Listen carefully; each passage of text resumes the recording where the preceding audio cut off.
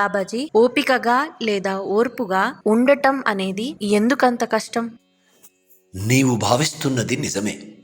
ఓర్పు అనేది తేలికైన విషయం కాదు. ఇది ఒక యజ్ఞం.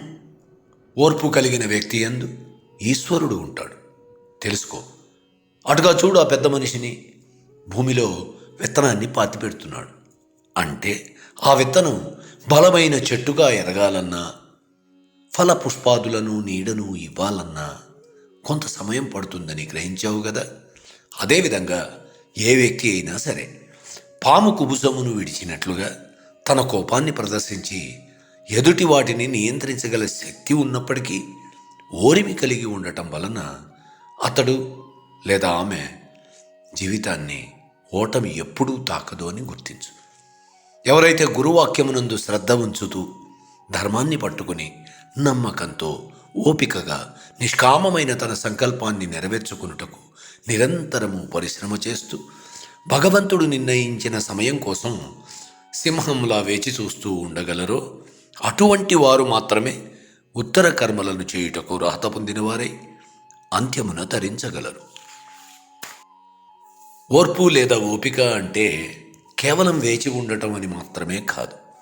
నీవు వేచి ఉన్న సమయంలో నీ యొక్క ఆలోచనలు, నీవు చేస్తున్న చర్యలు, ప్రతిచర్యలు, నీ ప్రశాంతమైన స్వభావము అన్నింటినీ కూడా పరిగణలోకి తీసుకోవడమే అతి ముఖ్యమైన విషయము అని గుర్తించు.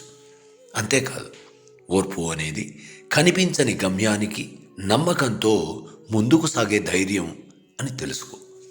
ఇప్పుడు అర్థమైందా? ప్రతి వ్యక్తి జీవితము వికసించి ప్రశాంతంగా ఉండడానికి సమయం పడుతుంది.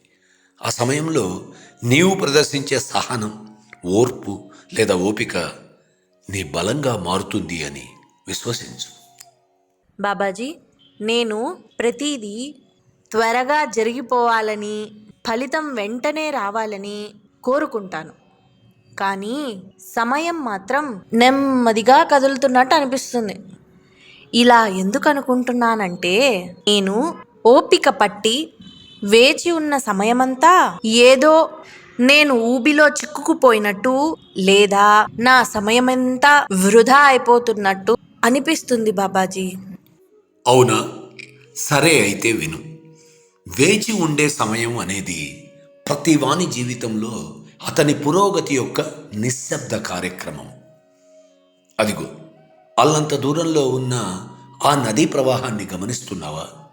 అది తాను ప్రవహించే మార్గంలో పర్వతాలు ఉన్నప్పటికీ నెమ్మదిగా తన ప్రయాణాన్ని సాగిస్తూ తన నీటి ఒరవడి శక్తిచే పర్వతాలను చెక్కుతూ తన మార్గాన్ని ఎలా తీర్చిదిద్దుకుంటుందో.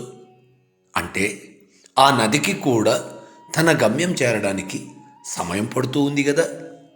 అదేవిధంగా నీవు కూడా నీ జీవిత ప్రయాణంలో ఓర్పును వహిస్తూ నీవు కన్న కలలని సాకారం చేసుకోవడానికి కొంత సమయం పడుతుంది. ఆ సమయమంతా నీకు ఎన్నో పాఠాలు నేర్పుతూ నీ ఎదుగుదలకు ఉపయోగపడుతుందే కానీ వృధా కాదు. ఆ సమయంలో ఏర్పడే చిక్కులన్నీ నీ విజయానికి చేరువ చేసే మెట్లు అని గ్రహించు. ఆశను కోల్పోకుండా నా గమ్యాన్ని నేను చేరుకోవాలని దృఢమైన సంకల్పం కలిగి ఉండటానికి ఏ విధంగా నేను ఓర్పుగా ఉండటం అనే గుణాన్ని అలవర్చుకోవాలి బాబాజీ? ఓర్పు అనేది బలమైన, చురుకైన అంతర్గత శక్తి. కేవలం వేచి ఉండడం కాదు. నీవు ఏదైనా సంకల్పం చేసినప్పుడు మొట్టమొదట నీవు చేసే క్రియాశీలమైన చర్యల ద్వారా, నీ ప్రవర్తనల ద్వారా నిరూపింపబడుతున్న ఫలితంపై విశ్వాసాన్ని ఉంచుతూ నిశ్చలమైన మనస్సుతో మౌనంగా, ధైర్యంగా నీ దృష్టికి మించి విప్పి చెప్పబడుతున్న విషయాన్ని తెలుసుకుంటూ నీ కలలను నిశ్శబ్దంగా, ప్రశాంతమైన దృఢ సంకల్పంతో పోషించుకోగల పద్ధతిపైన నమ్మకంతో నిలబడడం నేర్చుకో. అప్పుడు ఓర్పు అనేది దానంతటా అదే నీకు అలవడి నీ నిజమైన బలం నీకు తోడై నీ ఆశకు సజీవంగా సాకార రూపాన్ని సంతరింపజేస్తుంది. నిరీక్షణ సమయంలో ధైర్యంగా ఉండడమే ఓర్పు కదా బాబాజీ? అవును, సరిగ్గా అర్థం చేసుకున్నావు. ప్రతి మార్పునకు ఒక ప్రామాణికమైన సమయం అవసరం. ఆ మార్పు కోసం వేచి ఉంటూ నీవు చేయవలసిన పనులు నీవు వేసుకున్న ప్రణాళిక ప్రకారం జరిగినా జరగకపోయినా, ఆ సమయమున అవమానాలు ఎదురైనా, అభినందనలు దక్కినా, లేదా భరించలేని ఒత్తిడి పరిస్థితులు కలిగినా వాటిని లెక్క చేయక ప్రశాంత చిత్తంతో ఉంటూ నీ దృష్టికి మించినది ఏదైతే ఉందో దాన్ని నమ్మడమే నిశ్శబ్ద ధైర్యం. ఇదియే నీ అద్భుతమైన శక్తి అని తెలుసుకో. ఇక్కడ నీవు గుర్తుంచుకోవలసిన విషయం ఒకటి ఉంది.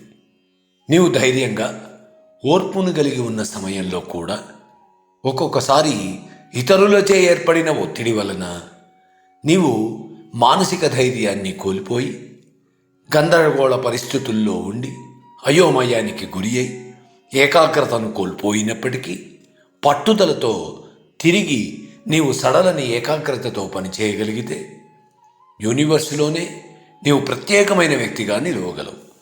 ఇదంతా ఎలా సాధ్యం అని అనుకుంటున్నావా? అయితే విను. ప్రయత్నపూర్వకంగా నీ అంతరాత్మతో నీవు వసించినప్పుడు నీ నిరీక్షణ సమయాన్ని ధైర్యంగా గడపగలిగి అద్భుతమైన శక్తిని పొంది ఆలవోకగా ఓర్పును అలవరుచుకుంటూ దానిలోంచి వచ్చే మానసిక ప్రశాంతత ద్వారా భగవద్ అనుగ్రహాన్ని పొందగలవు.